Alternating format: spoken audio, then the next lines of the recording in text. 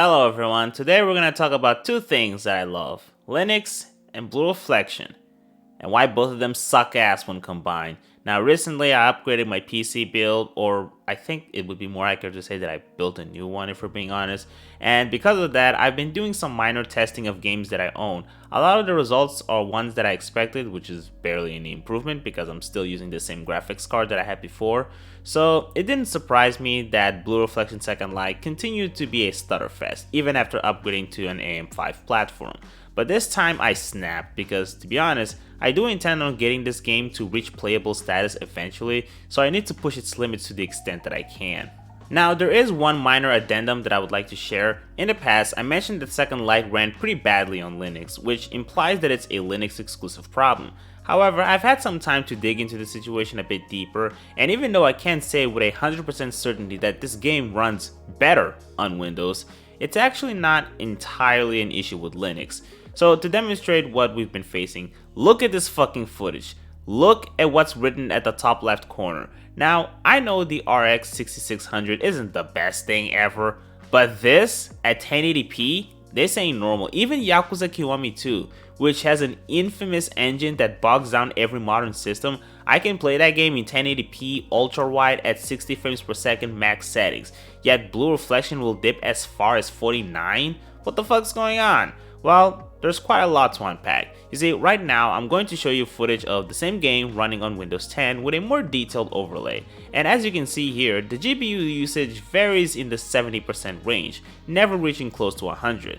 Now, this is normal behavior because the frame rate is capped to 75 based on the refresh rate of my monitor. If I had a 60Hz or 144Hz monitor, those would be the cap. It's kind of like a built-in VSync. Because my monitor is 75Hz, it's never gonna go above 75 FPS, so the percentage makes sense. However, look at what happens when I start roaming around Kokoro's hardscape. The frame rate actually starts dipping below 75, going even as low as 65. And yet the percentage never goes above 82% at all, which means that the reason why the frame rate is dropping isn't because the GPU is overloaded. And what's interesting is that on Linux, I have the exact same problem, except the frame rate is even lower. So this means that there's something within the game, some issue with the way it's optimized that is causing this issue to occur. I've actually seen some people suggest that it could be a CPU bottleneck. Now the thing is, right now I have a Ryzen 9 7900X. If my CPU is the bottleneck, then this game has an unreasonable expectation for your processor. However, lucky for them, I don't think the CPU is necessarily the issue.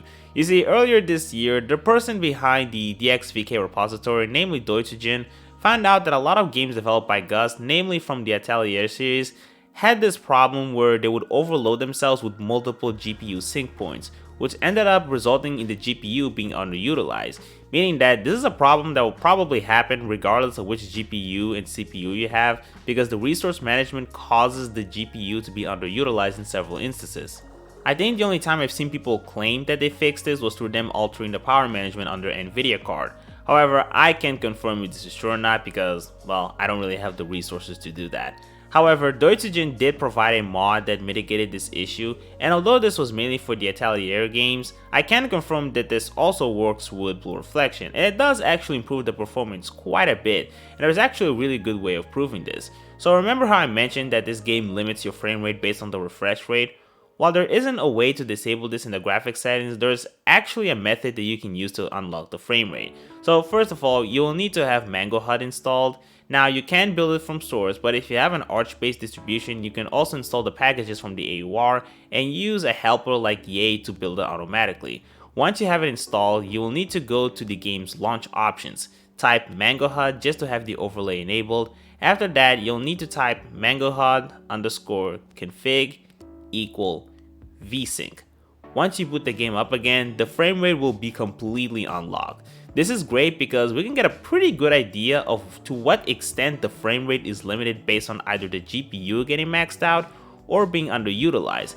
And I can say with much pride that in the school's yard, the GPU does actually go to 99%, which is excellent. Now I'm getting frame rates ranging from 80 to 90, sometimes even 100.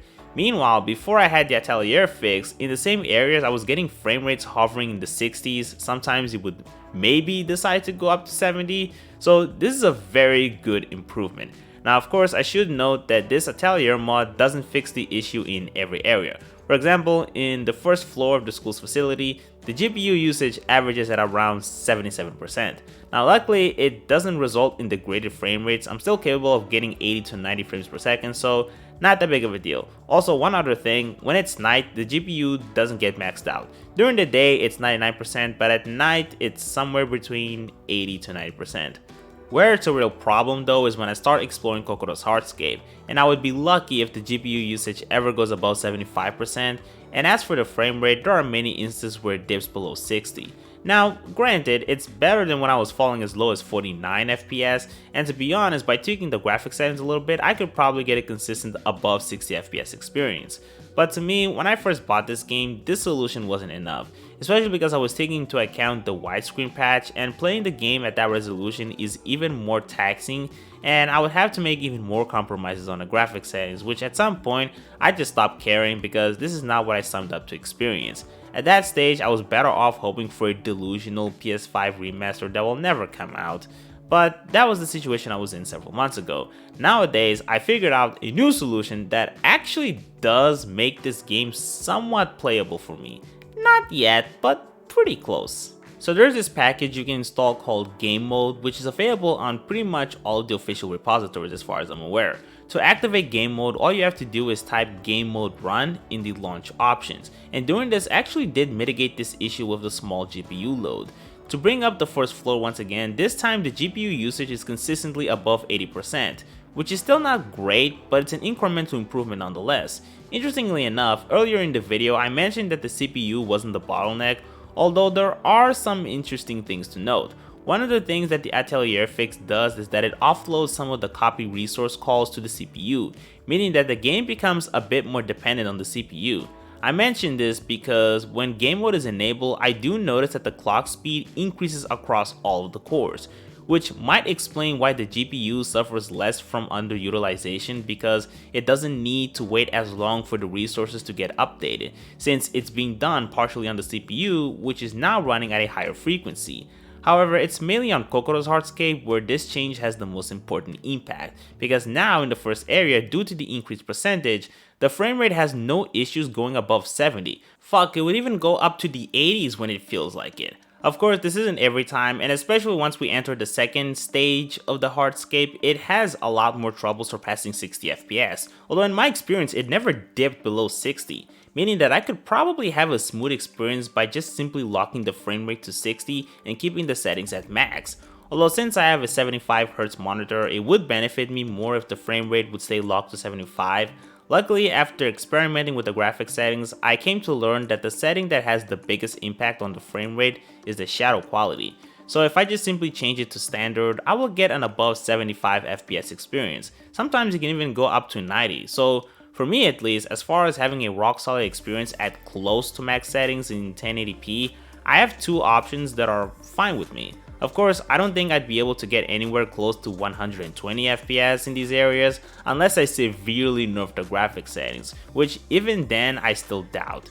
And after testing the game at 1440p with these tweaks, I came to realize that the only way I'd be able to get reasonable performance is by toning down the overall graphics settings to full low, which is not ideal to me. That's why I think at this point my only chance of reaching the promised land, and by that I'm referring to the hypothetical PS5 remaster of Second Light, my only solution is to buy a new graphics card, which I guess I probably will eventually, but it's gonna take a while before I have enough money to purchase one. And until then, it's nice to know that Blue Reflection Second Light has reached playable status with these tweaks, but it's honestly still not enough because I'm still comparing this to my experience with the first Blue Reflection game on my PS5, which was in 4K and 60 FPS. I have not reached anywhere near this level, and I'm really hoping I can because once I revisit this series, which I know I will eventually, I'd like to play them in equal visual quality and not get an inferior experience over time, which doesn't make any sense to me. Though then again, this is kind of the standard of video games nowadays. Anyway, I think that's the end of this chapter, but I know this won't be the end of the story. There is one thing I do want to mention before I end this video. A lot of the testing done for this video primarily took place in the first hardscape at the beginning of the game, But from what I've learned, the first hardscape and some of the school areas are the most sensitive to this issue, meaning that as you advance through the story, you might end up getting a better experience over time. Although to be frank, this game is ranked at silver on Protondb, and I don't think it will ever go above that. It has some severe optimization issues that's already a problem on Windows, but it gets much worse when you play it on a Linux-based computer. And after testing all of these tweaks, I'm pretty confident that we'll probably never solve the GPU underutilization issue. There is one thing that I haven't touched on, which is using the Xanmod kernel, as that can often provide some pretty nice improvements in a lot of games.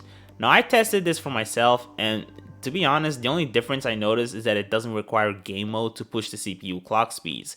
So regardless if I enable it or not, it doesn't make any difference. I end up getting very similar frequencies, and I see no change in the GPU usage. It's by the exact same amount, therefore pretty much the same frame rates. So if you have the Xanmod kernel, all that means is that you can skip one step from this video. Other than that, I didn't find anything noteworthy.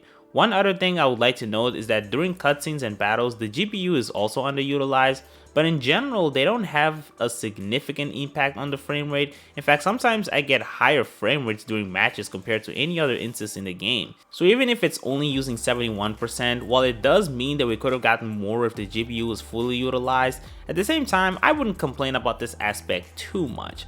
One thing I will recommend though is find a way to unlock the frame rate. Unfortunately, I don't know how to do that on Windows, but on Linux I showed you how, and I'm very interested in learning about the limitations of this game when used on higher cards than mine. I do recommend you visit the game's Protondb page, as that's how I got references for a lot of the things I did in this video, and you can report things yourself there if you feel like it. Other than that, I think that's all I have to share. Take care.